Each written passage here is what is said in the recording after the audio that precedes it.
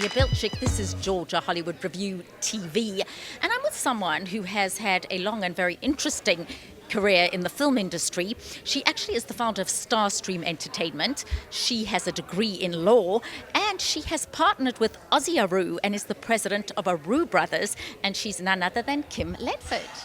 Thank you. It's good to meet you. Thanks for having me. So wonderful. Kim, so here we are at the OTT Festival. Tell us first of all about the OTT Festival, and then you launched THEA. So that was big news. Yeah. So the OTT Festival was started actually by the Metro Atlanta Chamber, and it was taken over by Paul Hamm, who's the founder and CEO of Indavo, which is a software platform that we acquired about a month ago, which actually powers and serves the THEA platform.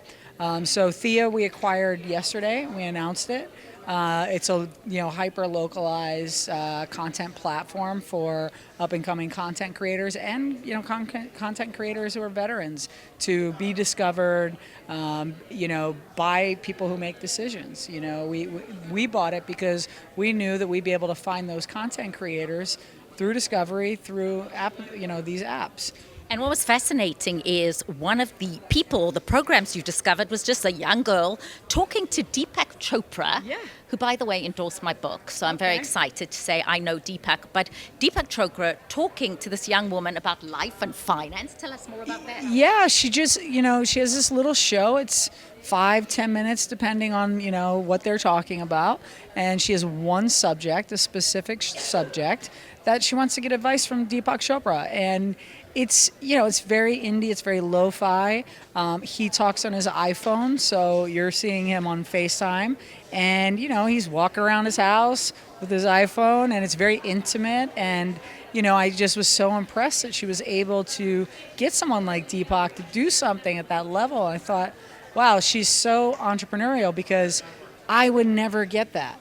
I definitely can get in a room with Deepak Chopra. If I pitched him on a show and it was compelling enough, I'd have to pay a lot of money, I'm sure.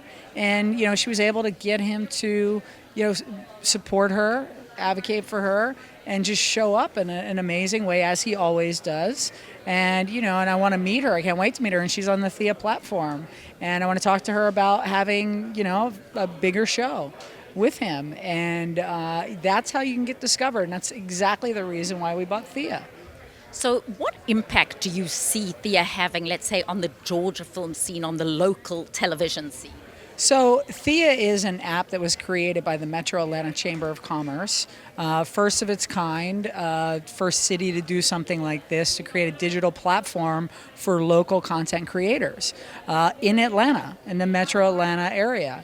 And so it's been amazing. The one obstacle that they've had is that, the Metro Atlanta Chamber is kind of quasi-governmental, and it was hard for them to figure out a way to monetize and do profit sharing. So while, artists are being discovered there, right, they haven't learned how to monetize their content yet. So that's what we're here to do, is to help create an environment for creative entrepreneurs in the area, so they learn how to monetize content, so they don't have to wait for gatekeepers and that sort of thing. And also, people really like localized content.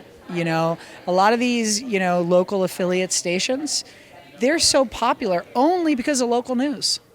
So you take that model to your content creators. People want to see what's happening in their backyard.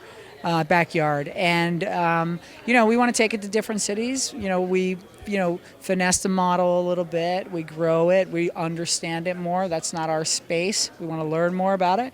And once we feel like it's ready to scale, we'll take it to different creative cities, different creative communities, and find the talent, across the country that way. I love you forever.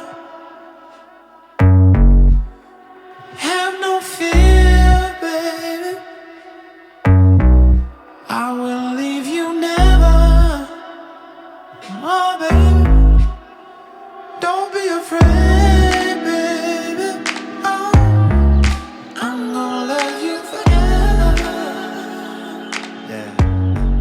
Doris Casap. is with HBO. She is the Senior Vice President of Film Programming, and she joins me here at the OTT Festival, and we'll be talking HBO, we'll be talking film. Doris, what a pleasure to have you here. Thank you so much for having me. Well, talking about the industry and being the VP of Film Programming at HBO at this particular time, what films that are currently on HBO have you maybe been responsible for acquiring, are you particularly proud of?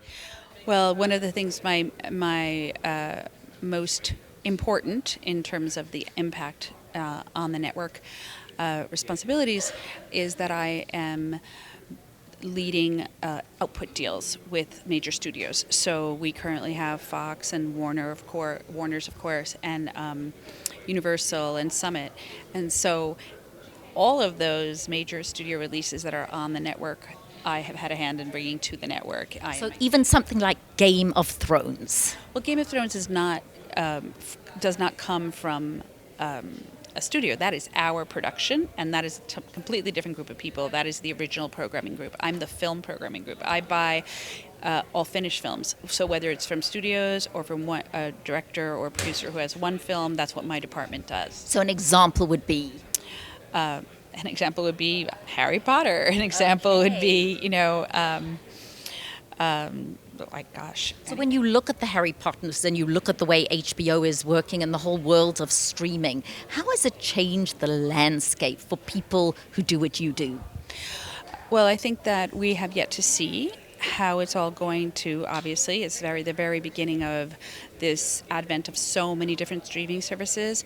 So every service is going to have to see from where do they source films. And many times studio films that would have been available before, for instance, Fox, at the end of our deal, we would have most likely wanted to renew, will no longer be available because they will belong on the Disney Plus platform, and they will decide how they release those films, whether it's on Disney Plus or whether on Hulu, but for the next several years, those films will still have their first window on HBO.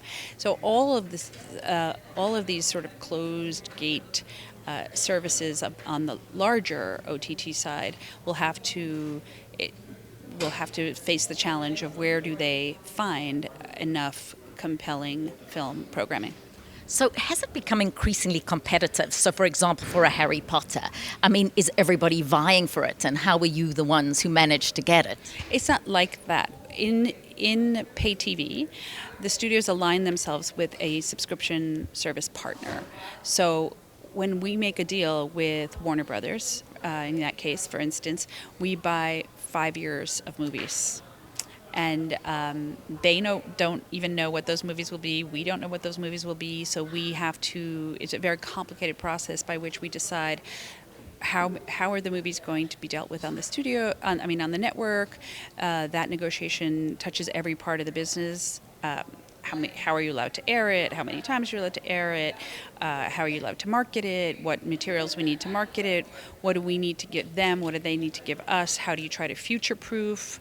Because you are talking about going out to 2022, 2023, starting in 2018, and you're doing that deal in like 2015 or 2016. So that's the big, giant, and it is really a partnership. A studio and HBO are partners because they want to make sure that both their needs and our needs are best served. And those are very intense, heavily invested in relationships.